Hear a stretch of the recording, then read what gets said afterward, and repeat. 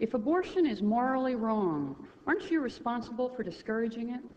One of the great things about our nation, Sally, is that we're each entitled to have strong personal beliefs, and we encourage other people to do the same. But as a nation, we recognize the right of all people to believe as they want, and not to impose our beliefs on other people. I believe that abortion should be safe and legal in this country. I have since the time that my mom took that position when she ran in 1970 as a U.S. Senate candidate. I believe that since Roe v. Wade has been the law for 20 years, that we should sustain and support it. And I sustain and support that law and the right of a woman to make that choice. And my personal beliefs, like the personal beliefs of other people, should not be brought into a political campaign. On the question of the choice issue, I have supported the Roe v. Wade. I am pro-choice. My opponent is multiple choice. Ken, on multiple choice, I've got to... Mr. Romney, you have 15 seconds to rebut that. On the idea of multiple choice, I have to respond. I have my own beliefs, and those beliefs are very dear to me. One of them is that I do not impose my beliefs on other people.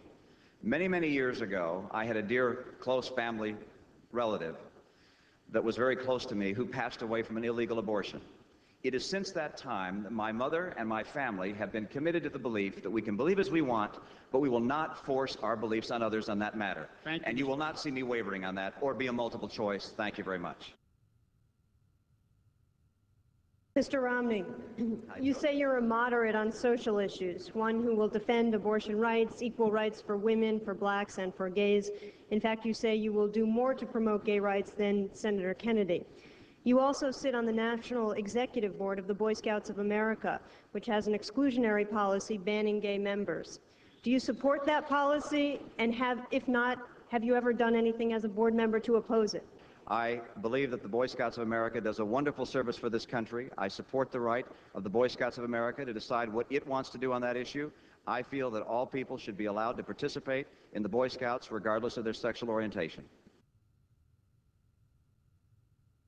And under your economic program, under the program of Mr. Reagan and Mr. Bush, we saw the growth in terms of the unemployment, the growth in the number of children living in poverty, the growth in terms of those children out of wedlock. Look, I was an independent during the time of Reagan-Bush. I'm not trying to return to Reagan-Bush. My positions don't talk about things that you suggest they talk about. This isn't a political issue. Women are concerned about the glass ceiling. Women that I have seen in organizations have not been able to have the opportunity they deserve to have in getting ahead in organizations. If we're going to compete as a nation, we've got to draw upon the skills of women and minorities. And I see organizations from the federal government to corporations that are not drawing on the skills and abilities of women and minorities. Let me assure you, Senator, that my entire life has been one of working with women and helping women through the glass ceiling. I believe that public companies and federal agencies should be required to report in their annual 10K the number of minorities and women by income group within the company, so we can identify where the glass ceiling is and break through it.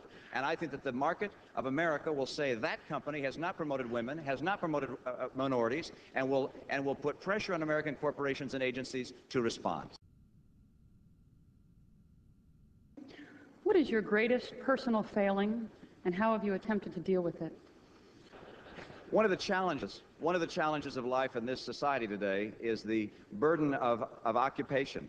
And I've been very busy in my work. I have a wonderful family. I'm very busy there. But you'd grow too far apart from the people you care about. And that's, after all, how we're going to be judged in this life, what we've done for other people. And so I spent 2.5 years at the early part of my life living with the poor and serving with the poor. And when I came here to Massachusetts, we decided that one day each week I would give in service to people less fortunate than myself. I've spent hours and hours, hundreds of hours in hospitals across the state, from Worcester to Boston, working with sick people, talking to them, consoling them. Mr. Romney, can I interrupt you? This was a question about your greatest personal failing. My greatest...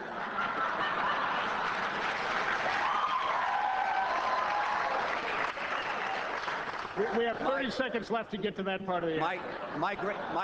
My greatest personal failing then, Ken, is my inability to fulfill what I think is a God-given obligation to do more. And I do what I can in one day a week, but I don't do as much as I think we all can do.